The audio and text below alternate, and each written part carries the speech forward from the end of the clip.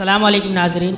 आज के इस वीडियो में हम आपको हज़रत मखदूम अशरफ सिमनानी रहमतुल्लाहि ताला अलैह और आपके बिल्ली के वाक़ये के बारे में बताएंगे, जिससे कि आपको ये पता चलेगा कि अल्लाह के वलियों का फैज़ इंसानों पर ही नहीं बल्कि हैवानों पर भी होता है। हज़रत मखदूम अशरफ सिमनानी रहमतुल्लाहि ताला अलैह एक मरतबा शेख नज़मुद्दीन का हैवानों पर असर का एक वाक़या बयान कर रहे थे। वाक़या जब मुकम्मल हुआ तो काजी रफ़ीकुद्दीन जो कि वहाँ पर मौजूद थे और वाक़ये को सुन रहे थे, उनके दिल में इस बात का ख्याल आया कि शेख नज़मुद्दीन की नज़र में वो जज्ब था जिसका असर हैवानों पर होता था। इस जमाने में भी क्या ऐसे बुजुर्ग हैं कि जिनकी निगाहों में वो असर हो।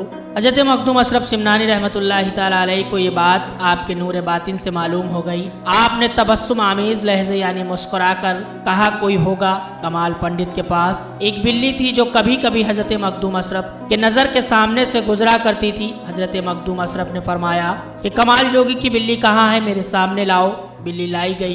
हज़रत मखदूम अशरफ सिमनानी रहमतुल्लाहि ताला अलैह ने बयान करना शुरू किया, यहाँ तक कि आपके चेहरे मुबारक पर ऐसी कैफियत तारी हुई कि असहाब को देखकर इस कदर दहशत मालूम होती थी कि अब रूह परवाज कर जाएगी। बिल्ली ने हज़रत मखदूम अशरफ के पुरअसर बयान को सुना, एक पहर तक बेहोश रही। उसके बाद जब होश आया तो हज़रत मखदूम अशरफ के पैरों का बोशा लिया और हर वक्त मखदूम साहब के साथियों के साथ रहती। जब जिक्र इलाही होता तो मजलिस में बैठकर सुनती, जब तक जिक्र खत्म ना हो जाता तब तक मजलिस से बाहर न जाती। इसके बाद बिल्ली से कई कमालात जाहिर होने लगे। आपके खानकाह में लंगर का भी एहतमाम होता था। खाना बनाते वक्त बिल्ली जितनी बार आवाज लगाती उतने शख्स का खाना तैयार किया जाता। तकसीम के वक्त बिल्ली को भी एक शख्स के बराबर हिस्सा दिया जाता।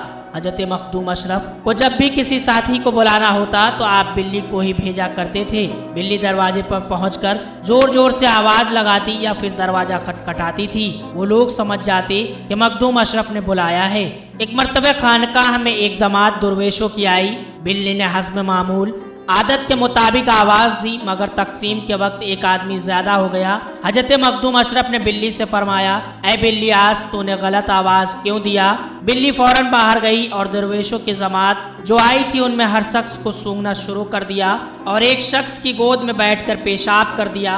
हज़रत मखदूम अशरफ ने फरमाया कि बिल्ली का कसूर नहीं है बल्कि ये आदमी गैर मालूम होता है। वो शख्स उठा और आपके कदमों में सर रख कर अर्ज किया कि मैं एक दहरिया हूँ, 12 साल से लिबास फकीराना मजहब इस्लाम का इस इरादे से पहना था कि देखता हूँ कि सूफियों को मेरी हालत का पता चलता है कि नहीं। जो शख्स मेरे हालत से वाकिफ होगा उसी के हाथ पर इस्लाम कबूल करूँगा।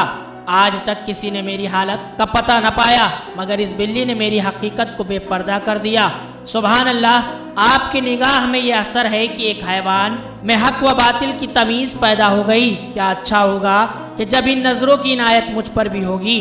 आज मैं आपके दस्ते हक पर इस्लाम कबूल करता हूँ। हज़रत मखदूम अशरफ ने फरमाया कि तुमको इस्लाम मुबारक हो। इसके बाद हल्का इरादत में दाखिल हुआ। आपने खिरक़े खिलाफत अता करके शहर इस्तांबुल का साहिब विलायत बना दिया। हज़रत मखदूम अशरफ के बाद विसाल भी वो बिल्ली हज़रत अब्दुल रज़्ज़ाक़ नूरुल ऐन के ज़माने में भी कुछ मुद्दत तक जिंदा रही।